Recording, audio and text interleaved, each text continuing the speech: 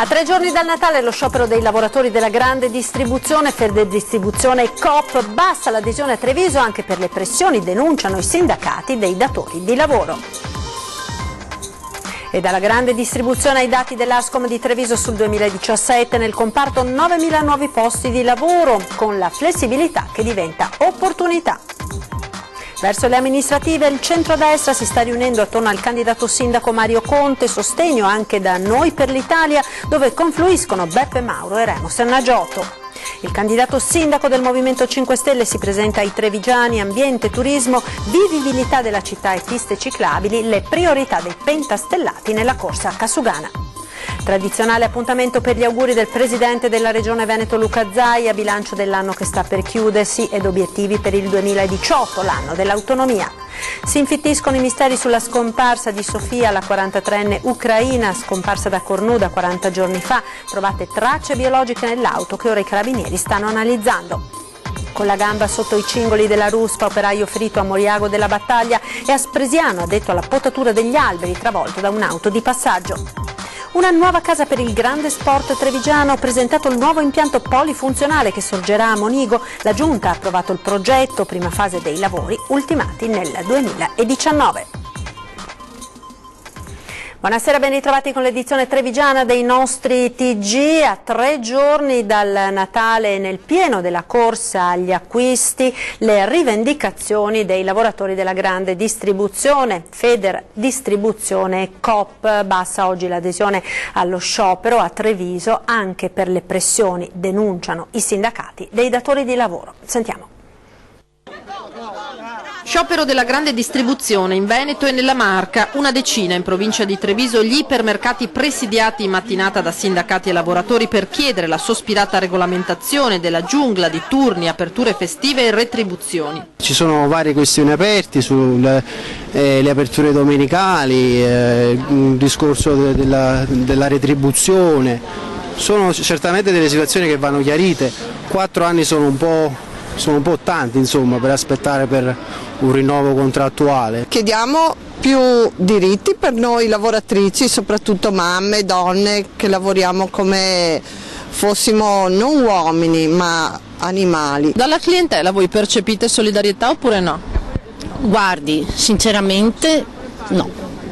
Perché se noi volessimo fare per esempio un referendum, sappiamo che la clientela ormai è abituata a venire anche la domenica. Slogan, volantinaggi, ma parcheggi pieni di clienti e adesione tra i lavoratori piuttosto bassa, col risultato che più di qualcuno dello sciopero neanche si è accorto oggi. È una cosa libera, io dico purtroppo, perché non hanno capito il valore che il contratto dà a questi lavoratori. Poca solidarietà tra i dipendenti, ma anche forti pressioni da parte dei datori di lavoro, denunciano dal sindacato. Sia per la distribuzione che la distribuzione cooperativa, le Coop, stanno cercando di intimidire tutti i lavoratori al fine di non fare sciopero. È una situazione, ripeto, molto anomala, è una situazione anche molto pericolosa, però noi siamo qui con i lavoratori per cercare di aiutarli. Contratto, è 4 anni che aspettiamo il contratto. E dalla grande distribuzione ai dati dell'Ascom di Treviso sul 2017, nel comparto 9.000 nuovi posti di lavoro, oltre 3.000 i nuovi lavori a chiamata con la flessibilità che diventa un'opportunità. Sentiamo. 3.328 nuovi rapporti di lavoro a chiamata nel terziario nel corso del 2017. Sul fronte occupazione l'Ascom trevigiana chiude un anno positivo e il presidente provinciale Salvadori spiega perché. 7 persone su 10 sono ancora oggi stabilizzate, quindi per noi, per la contrattazione territoriale che abbiamo messo in piedi, tempo determinato, la flessibilità cioè, significa non precarietà ma opportunità. Frutto di una concertazione che la grande distribuzione non è riuscita a portare a buon fine con la rivolta dei lavoratori oggi in sciopero.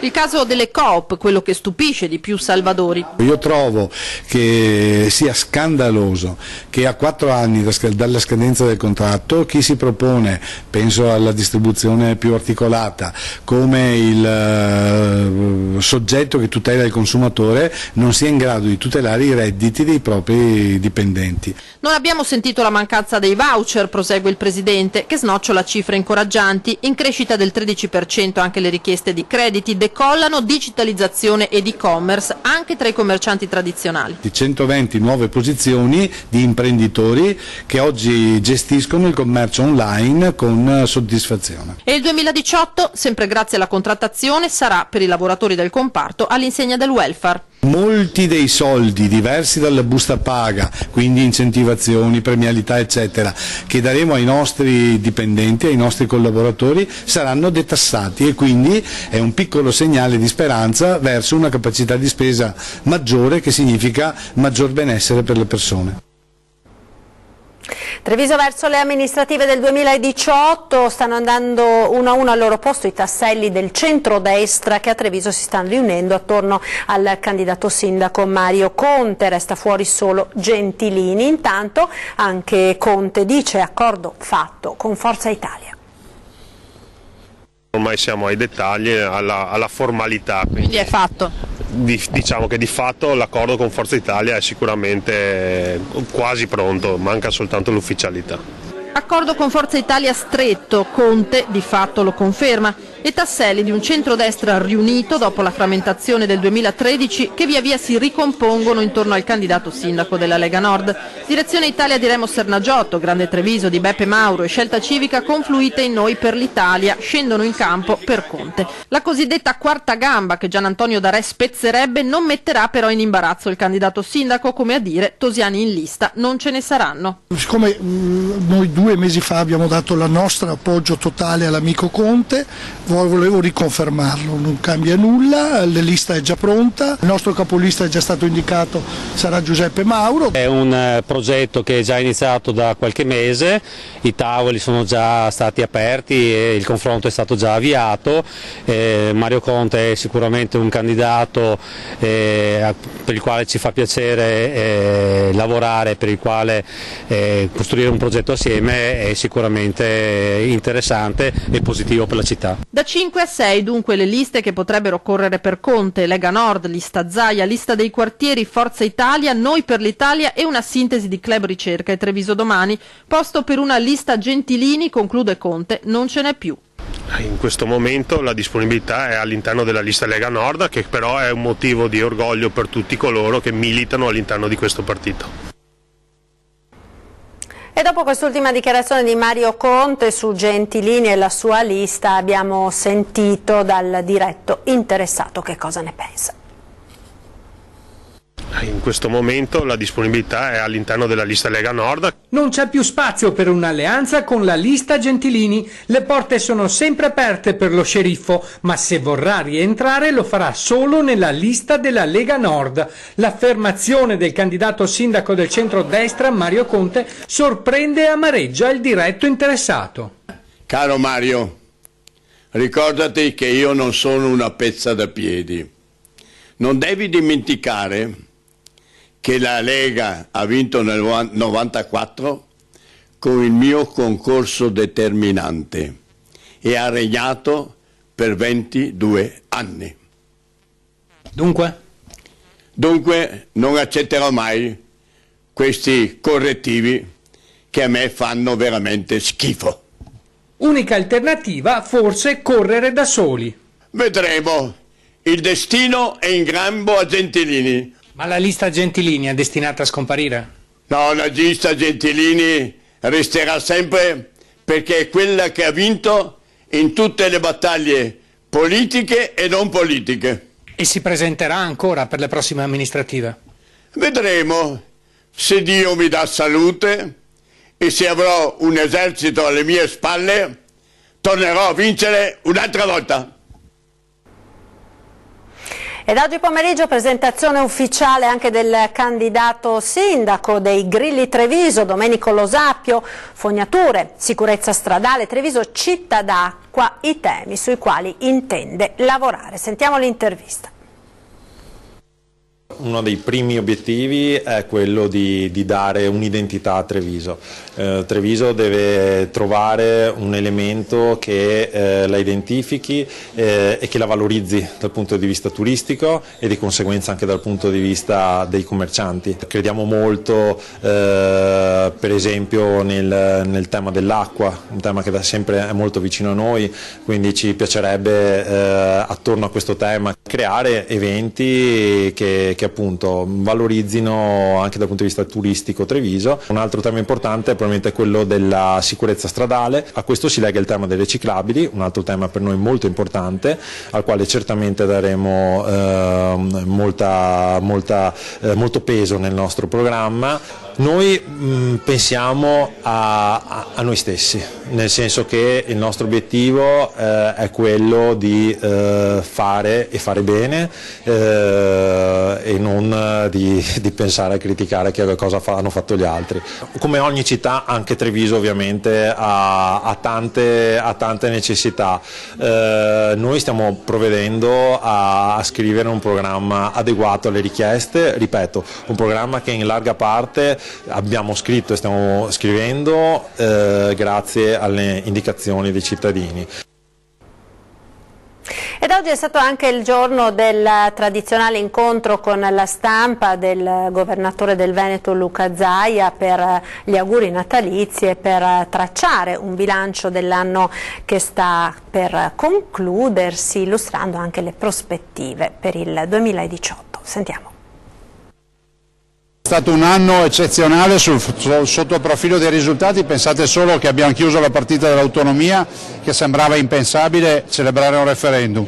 Abbiamo chiuso la partita della Pedemontana, abbiamo affrontato di petto e con piglio la partita dei FAS, siamo sul pezzo con l'ospedale di Padova, addirittura con questo regalo ai veneti prima di Natale e molto altro ancora. Mi piace ad esempio ricordare che abbiamo venduto 16 milioni e mezzo di immobili, quindi per un controvalore di 16 milioni e mezzo. Un anno intenso il 2017 per il Veneto, con numerosi risultati sintetizzati dal governatore nel tradizionale appuntamento di fine anno a Palazzo Balbi.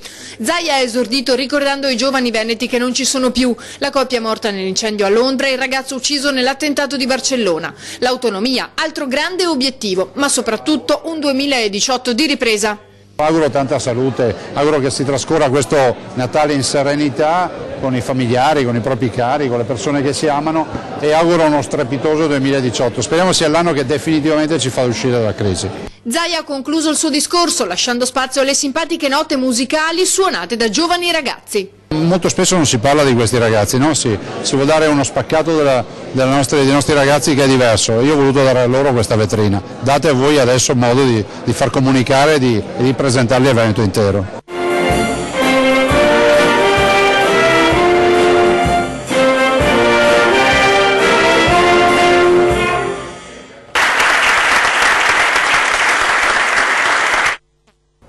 Ed ora la cronaca con il giallo di Cornuda, la vita di Sofia divisa fra 3 uomini mentre la sua scomparsa continua a rimanere avvolta dal mistero. Nell'auto della 43enne intanto sono state ritrovate delle tracce biologiche sospette. Sentiamo. La vita di Sofia è divisa tra 3 uomini. Si è sbriciolata così con il passare dei giorni l'immagine della coppia felice senza problemi. La 43enne ucraina aveva, oltre al compagno Pascal che si è suicidato, 2 uomini, uno a Bologna, un 70enne geologo ed un medico trevigiano del quale sembra si fosse innamorata. Un giallo che assume ancor più contorni inquietanti. A oltre un mese dalla scomparsa il caso rimane avvolto nel più fitto dei misteri. Intanto, sul fronte delle indagini, gli investigatori dei RIS hanno trovato dei reperti biologici nella macchina della 43enne, sia sulla tappezzeria dei sedili che sul cruscotto. Ora saranno gli esami su queste nuove tracce a dare qualche risposta e forse una nuova svolta a questo giallo. Non solo, ma saranno valutati anche degli oggetti trovati dagli inquirenti sempre all'interno della vettura che non apparterrebbero alla donna. Risultati che dovrebbero arrivare non prima di un mese, così come gli esiti dell'autopsia sul corpo di Pascal Albanese, 50 anni. Una matassa davvero difficile da sbrogliare. Gli investigatori dopo aver scandagliato la vita di Sofia, ora stanno cercando di far luce anche sul flusso finanziario della coppia, a quanto pare piuttosto elevato per i lavori che effettivamente facevano, ma l'attenzione rimane sui 3 uomini e sul possibile movente legato alla gelosia. Sofia, sempre secondo quanto ha detto alla trasmissione Chi l'ha visto, proprio uno dei 3 protagonisti, il 70enne di Bologna, voleva lasciare Pascal e lui e andare a vivere con il medico. La sera della sua scomparsa avrebbe dovuto vedersi proprio con lui, ma ricevette un SMS di disdetta. Cos'è accaduto? Il messaggio l'aveva davvero scritto Sofia? Un mistero nel mistero. I giorni passano, le loro vite sotto la lente di ingrandimento, ma della 43enne il nulla.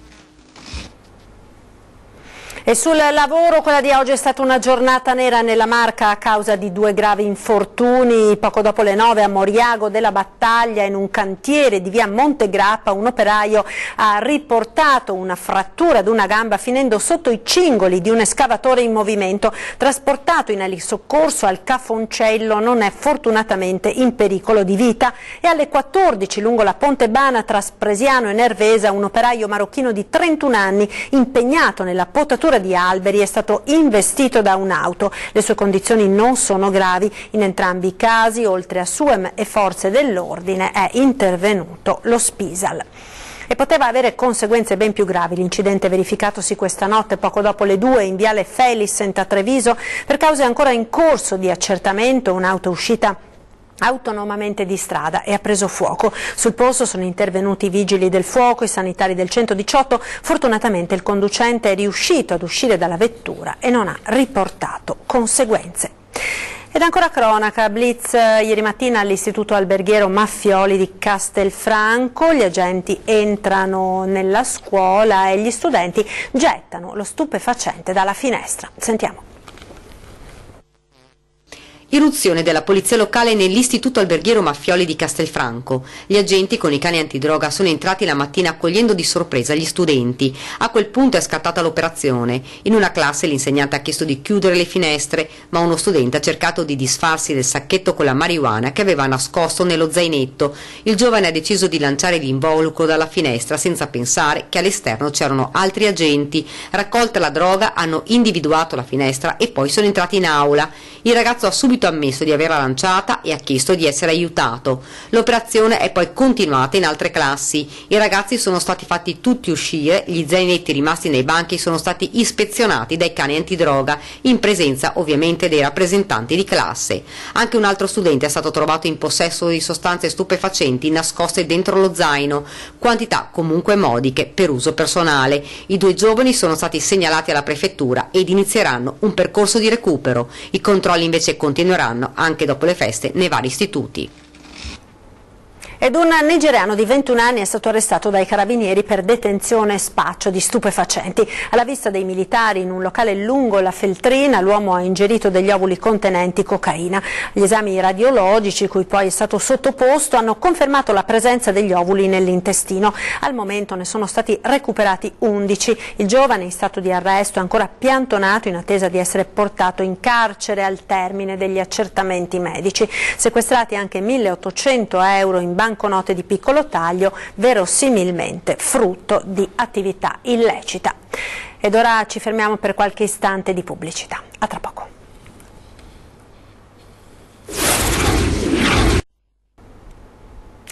TG di Treviso, rieccoci in diretta. Parliamo ora di attività sportive perché a Monigo nascerà una nuova cittadella dello sport. È già stata battezzata la Cittadella dello Sport. Si tratta di un impianto di nuova generazione in grado di ospitare attività di alto livello agonistico. Presentato il progetto già approvato dall'amministrazione comunale. Il nuovo impianto sportivo sorgerà all'angolo tra Viale Europa e Strada Cisole sugli spazi del parcheggio di San Liberale. Treviso, da sempre capitale dello sport, tornerà ad avere un'area dedicata, collegata con la piscina comunale di Sant'Abona e l'adiacente palestra comunale, il centro sportivo San Paolo e lo stadio di rugby di Monigo. Nel nuovo impianto potranno trovare posto numerose squadre. Possiamo trovare posto il TV Basket, per esempio, il Volley Treviso, può trovare posto tutte le associazioni minori, i campionati italiani di varie discipline, e per cui con questi è stato studiato anche per questo molto grande, perché vogliamo che attraverso lo sport incrementare anche quello che è il turismo della nostra città, della nostra area. Il progetto sarà realizzato in 6 step, di cui il primo già finanziato con 3 milioni di euro. Verrà costruita la grande palestra, tempistica per quest'opera entro il 2019. Una città dello sport, un sogno per trevigiani e sportivi. Quel quartiere merita questa palestra, ma soprattutto lo sport della città di Treviso merita questo impianto. Dopo anni di immobilismo, chiamiamolo così, finalmente riusciamo a portare a casa un progetto che vale un mandato.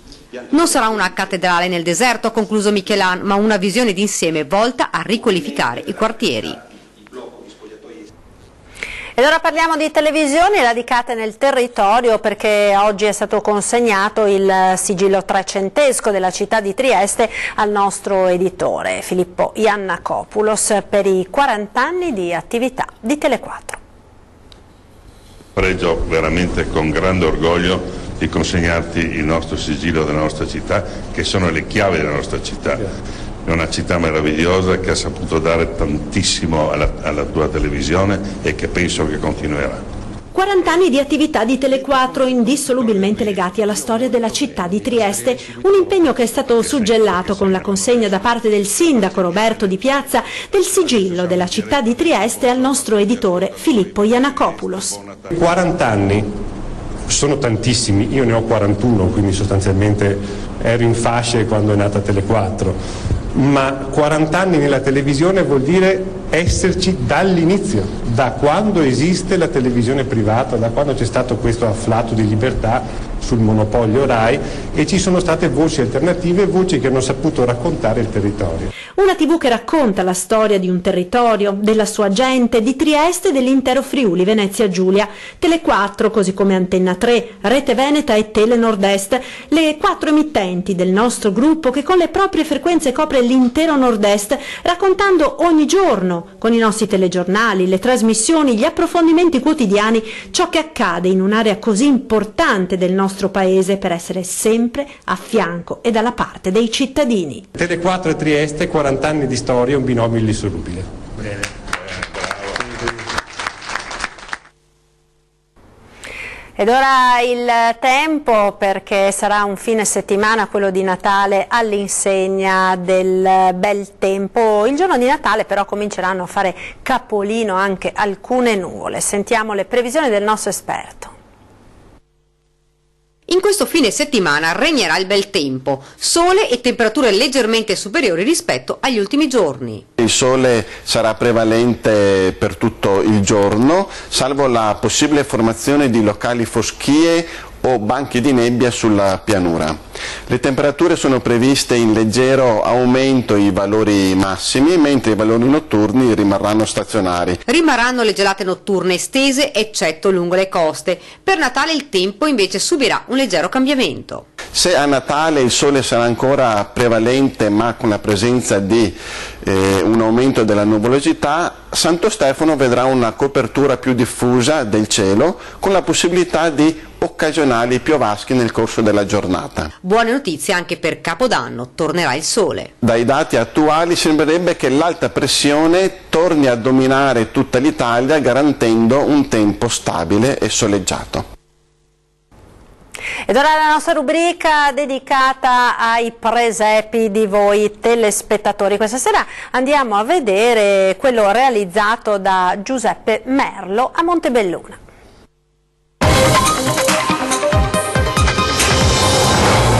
Long time ago in Bethlehem. È una tradizione che ho cominciato ancora, che avevo ancora da bambino, si può dire. Boy child Jesus Christ. Quest'anno ho cambiato le montagne, ho fatto la grotta e montagne diverse, diversi cambiamenti ho fatto. E mi risulta quasi migliore degli anni scorsi. Auguro a tutti i telespettatori e a tutta la redazione buon Natale e un buon felice anno nuovo. Trumpets sound and angels sing. Listen what they say.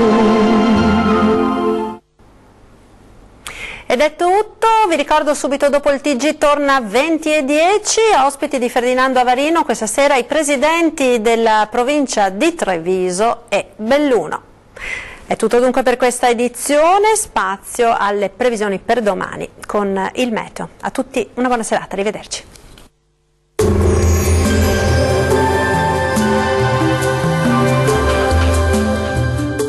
Termoidraulica Susin. Se compri una caldaia, in omaggio il condizionatore. Termoidraulica Susin a 0 branco.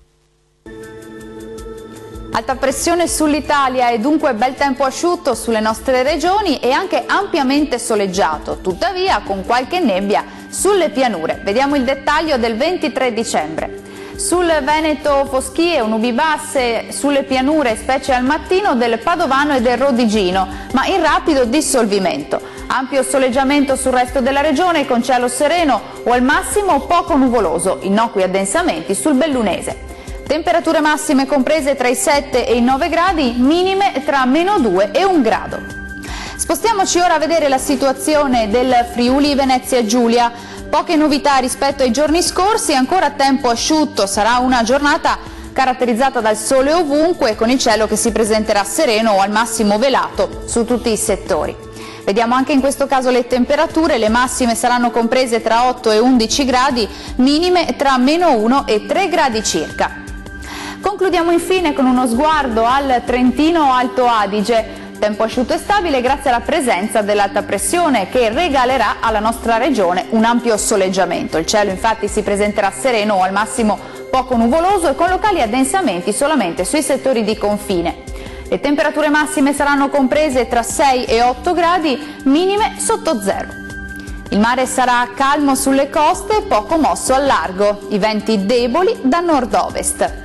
Dal meteo di Antenna 3 è tutto, arrivederci.